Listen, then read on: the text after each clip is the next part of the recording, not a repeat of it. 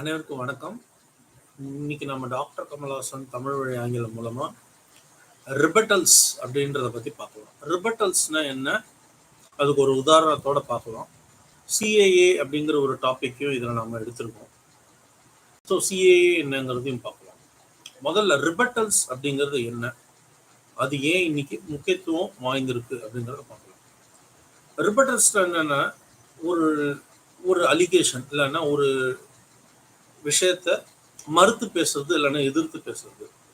இப்ப நான் உங்களை குற்றம் சாட்டுறேன் அப்படின்னா நீங்க இல்ல இந்த குற்றம் பொய்யானது அப்படின்னு சொல்லி அதுக்கு ஒரு கவுண்டர் ஆர்குமெண்ட் வச்சு அதை மறுத்து பேசுறது இல்லைன்னா எதிர்த்து பேசுறது தான் ரிபட்டல்ஸ். இப்போ காமனா என்னன்னா உங்களோட communication skills and emotional levels check பண்றதுக்காக இன்டர்வியூஸ்ல இந்த ரிபட்டல்ஸ்ன்ற கான்செப்டை யூஸ் பண்றாங்க. இது ரொம்ப சமீபத்துல தான் இது நடக்குது. இதுல எப்படி பார்ப்பாங்க அப்படின்னா, நீங்க எப்படி ஆர்கியூ பண்றீங்க, பர்சனலா எடுத்துக்கிறீங்களா, எப்படி உங்க ஆர்கியூமெண்ட்டை நீங்க ஜஸ்டிஃபை பண்றீங்க, கூலா பேசுறீங்களா, இது எல்லாத்தையுமே இந்த ரிபட்டல்ஸ்ல பார்ப்பாங்க. ஸோ இந்த ரிபட்டல்ஸை பொறுத்த வரைக்கும் நீங்க டென்ஷன் ஆகாம அதே நேரத்தில் உங்க பாயிண்ட் என்ன அப்படிங்கிறது ரொம்ப கண்ணியத்தோடையும் பேசணும். ஸோ இதுதான் இந்த ரிபட்டல்ஸ். இப்போ இது அதை பேசி காமிக்கிறதுக்காக ஒரு எக்ஸாம்பிள் டாபிக் எடுத்துக்கலாம். ஏன்னா வெறும் நான் ரிபட்டல்ஸ் தியரிட்டிக்கலாக சொன்னால் அது பெருசாக ரீச் ஆகாது, அது புரியாது.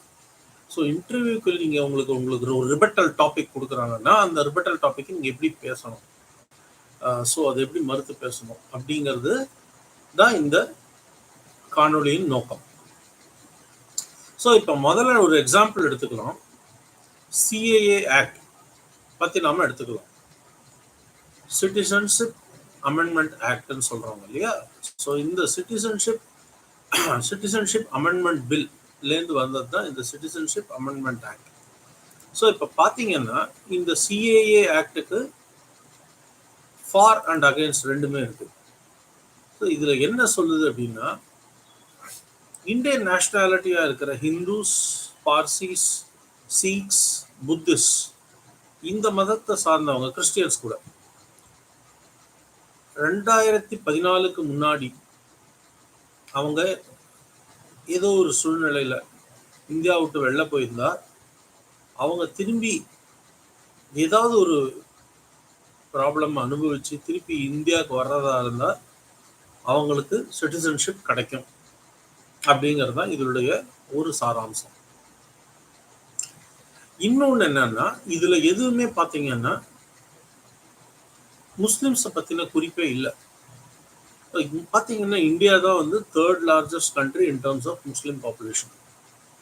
ஆனால் இதில் Hindus, Parsis, Sikhs, Buddhist, Jains and Christians ஸ்பெசிஃபிக்காக சொல்கிறதுக்கு காரணம் என்ன அப்படின்றது ஒரு சிலருக்கு புரியல.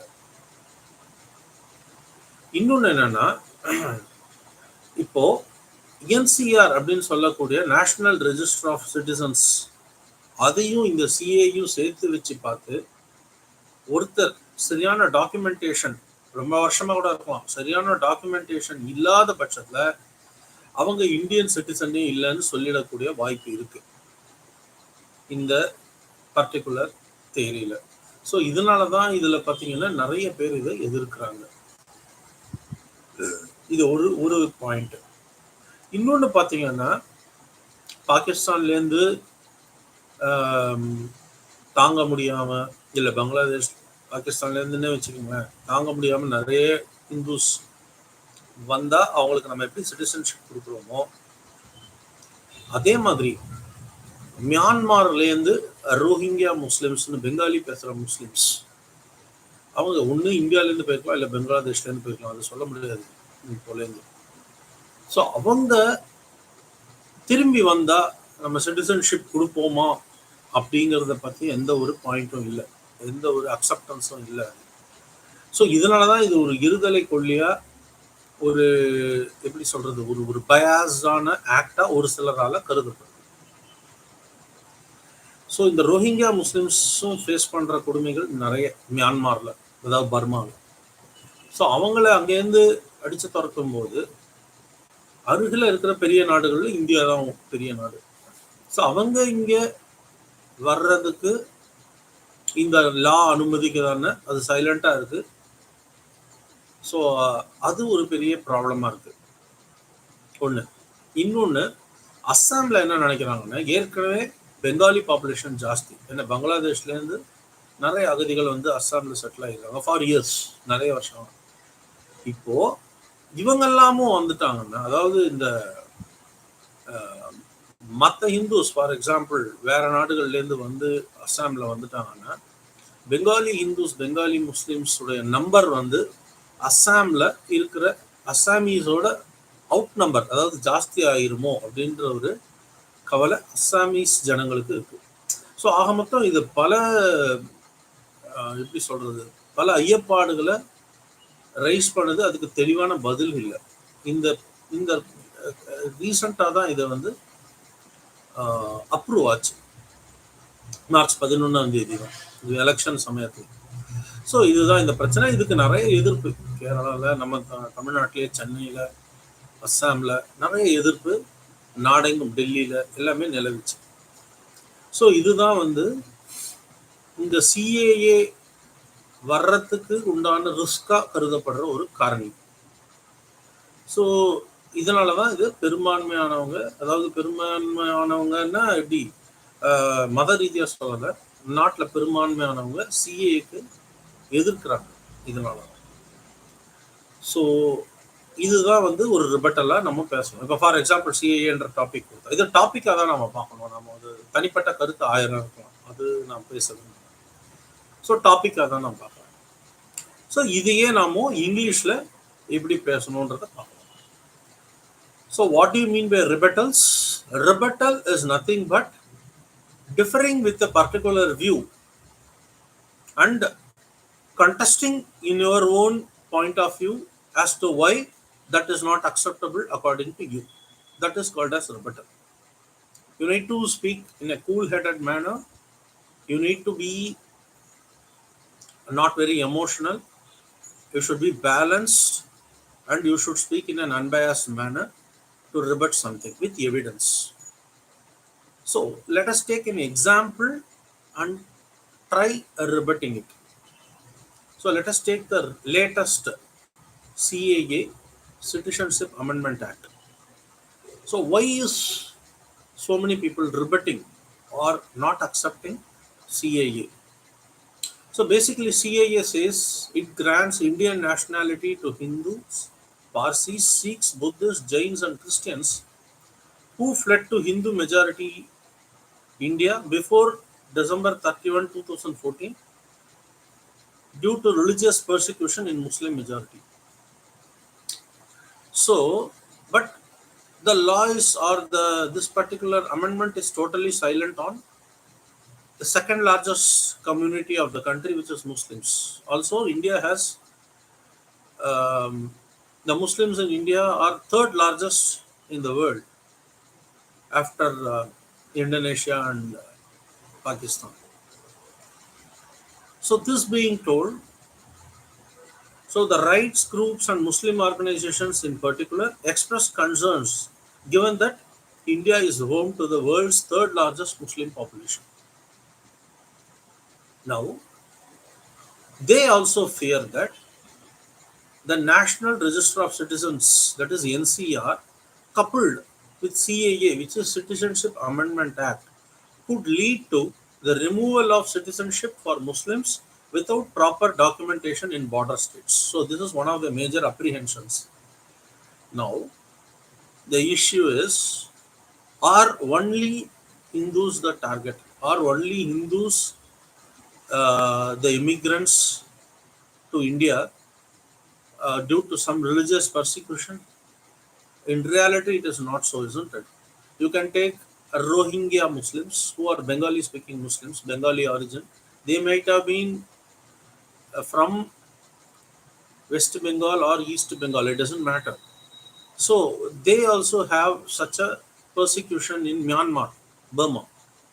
So for example, when they want to come to India, whether India is going to welcome them is a dubious question. So the CAA is carefully drafted that it has excluded Muslims in this, which is also giving doubt to the minority community. So there were a lot of protests, especially against CAA in Tamil Nadu, in Assam, in West Bengal, in Kerala, wherever the rightists or the right movements were not ruling those states. This is one problem.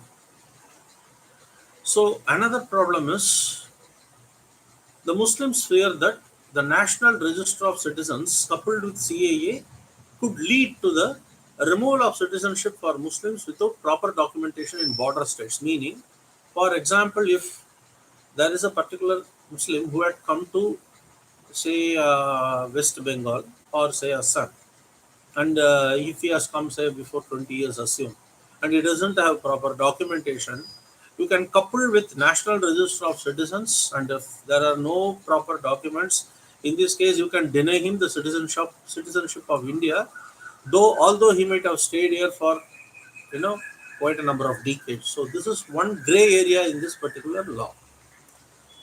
So this is about CAA, and as to why so many oppositions are there, especially considering that there are Muslim population also who face religious persecution and who may want to return to India, especially Rohingya Muslims. So this law is silent to certain sections, which has made certain sections of the society violent.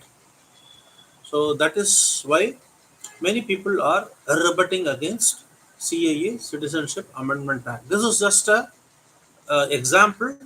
We may have our own personal views. This is just an example as to how we will rebut a particular topic. So why I am taking this is because this is, you cannot avoid such important topics.